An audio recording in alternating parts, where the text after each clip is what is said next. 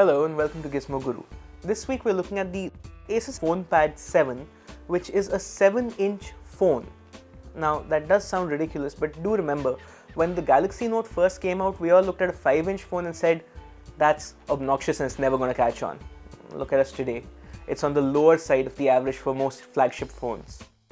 The FonePad 7 does still feel extremely awkward when you're holding it against your face, but at the same time it does represent a pretty good deal in terms of the price. At 17,500, it's a lot cheaper than even most mid-range phones, but it's powerful enough to compete with most of them.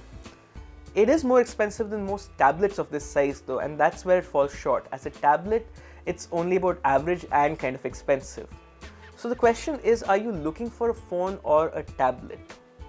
In terms of power, it's running on an Intel Atom CPU at 1.6 GHz, and that doesn't sound like much on paper, but the actual performance is pretty good. They've also managed to optimize battery life, so you'll get about a full day's use between charges.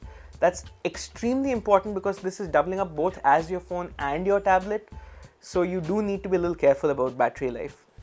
On that, Asus has actually done something interesting. They've bundled the tablet with a lot of specific apps. There's the Power Saver app, which is for power management, very important that. But there's also Audio Wizard and Splendid, which let you manage the audio and video profiles. So you can change it from watching movies or listening to music or playing games at the touch of a button. Aside from that though, it's pretty standard. It's a little sleek looking, but nothing spectacular. Overall, the big thing here is simply the fact that you can use it to make calls, which isn't a unique feature, but they've done a good job with the microphones. There's one on either end, so you can use it either way, and it's fairly sensitive, so you don't have to angle it in a weird way to talk, but it does still feel incredibly awkward.